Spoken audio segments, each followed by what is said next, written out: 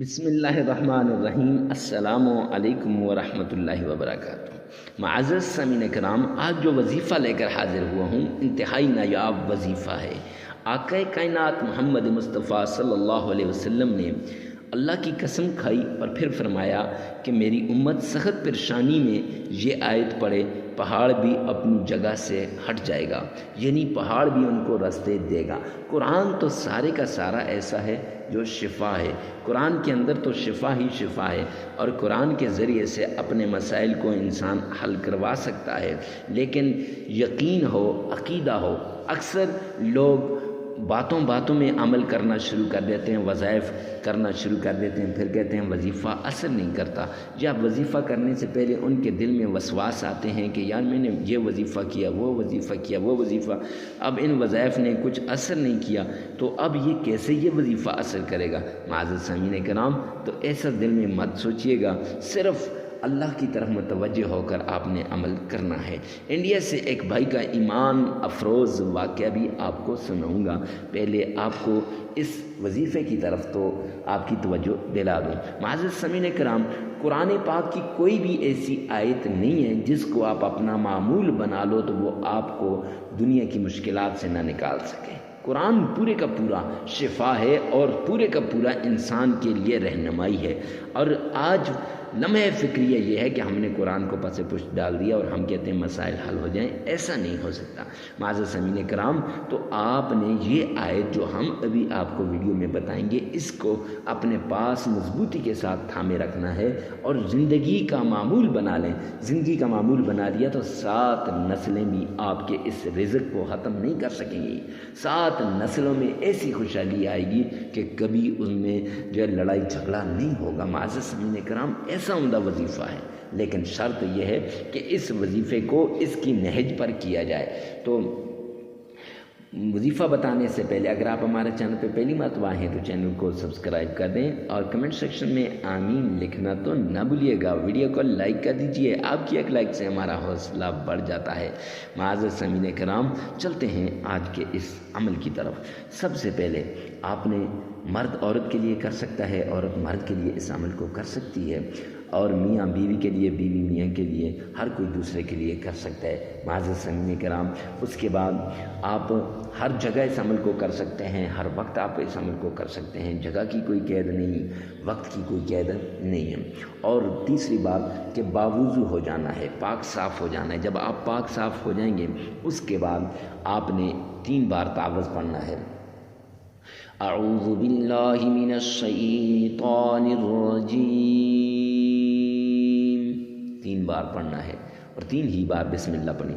بسم اللہ الرحمن الرحیم، 3 بار تعوذ، 3 بار تسمیہ پڑھنے کے بعد آپ نے 3 بار درود پاک پڑھنا۔ اللہم صلی علی محمد وعلی آل محمد کما صلیت علی ابراہیم وعلی آل ابراہیم انک حمید مجید۔ اللہم بارک علی محمد وعلی آل محمد کما بارکت علی ابراہیم وعلی آل ابراہیم انک حمید مجید۔ معزز سامعین کرام، پڑھنے کے بعد پھر آپ نے یہ آیت پڑھنی ہے۔ کون سی آیت؟ لا الہ الا انت سبحانک انی کنت من الظالمین، لا الہ الا انت سبحانک انی کنت من الظالمین، 1000 بار آپ نے پڑھنی ہے، اور پھر آپ نے اپنی حاجت کو اللہ کے سامنے رکھنا ہے، جو بھی حاجت ہو۔ پھر 3 مرتبہ درود پاک پڑھنا ہے، اور 33 مرتبہ استغفار پڑھنا ہے۔ معزز سامعین کرام، لگاتار 7 دن کا یہ عمل ہے۔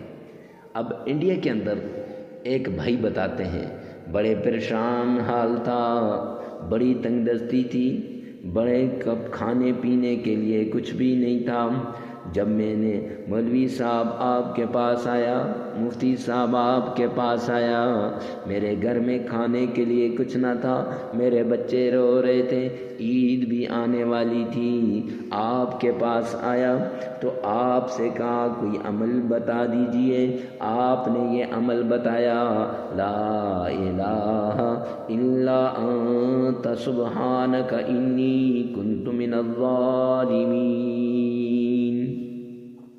یہ عمل بتایا، یہ وظیفہ بتایا، یہ وظیفہ میں نے اپنے بچوں کو بھی دیا، اپنی بیوی کو بھی دیا، خود بھی کرنے لگ گئے، ہم کرتے گئے۔ ہم نے سوچا کہ اللہ کیسے غیبی مدد کرتے ہیں، اللہ کیسے دیتے ہیں۔ اتنے میں ہمارے ابھی 5 دن ہوئے تھے، نہ جانے ہم نے کتنی بار پڑھ لیا۔ آپ نے 1000 بار کا کہا، میں نے بھی 1000 بار پڑھا، میری بیوی نے بھی پڑھا، بچوں نے بھی پڑھا۔ اب دروازے پہ دستک ہوئی، میں باہر جاتا ہوں، ایک آدمی آیا اور وہ آدمی سامان رکھ کے دستک دے کر چلا گیا۔ آدمی کوئی نہ تھا، مال بہت تھا، میں نے دیکھا کپڑے بھی تھے، راشن بھی تھا۔ میں سمجھ گیا کہ اللہ کی مدد آنا شروع ہو گئی۔ معزز سامعین کرام، پھر کہتے ہیں جب میں نے دوبارہ یہ عمل شروع کیا، اب مجھے کچھ روپوں کی ضرورت تھی، کچھ مال کی ضرورت تھی۔ میں نے پھر پورے یقین کے ساتھ اس عمل کو کیا، اللہ کے دربار میں کرتا گیا۔ اچانک ایک آدمی آیا، آ کے میرا نام پوچھا، پوچھنے کے بعد مجھے کہتا ہے یہ کچھ رقم رکھ لو۔ میں نے انکار کیا۔ وہ آدمی رونے لگا، کہنے لگا کہ اللہ کی قسم خواب میں مجھے بتایا گیا فلاں آدمی کے گھر جاؤ، فلاں آدمی کو یہ جا کے رقم دے دو۔ میں تو اس لیے آیا ہوں۔ اب میری بھی آنکھوں سے آنسو جاری ہو گئے کہ یار اتنا جب انسان اللہ کے در پہ جھکتا ہے تو اللہ اتنی مدد کرتا ہے۔ کہا میں نے جب وہ رقم دیکھی تو وہ رقم میری عید کے لیے کیا میرے کاروبار کے لیے بھی کافی تھی۔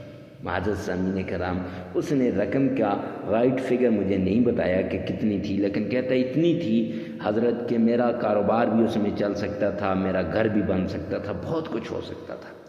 تو آپ بھی اگر اس یقین کے ساتھ، اس عقیدے کے ساتھ اس وظیفے کو کریں گے تو انشاءاللہ آپ کی بھی ساری مشکلات آسان ہو جائیں گی۔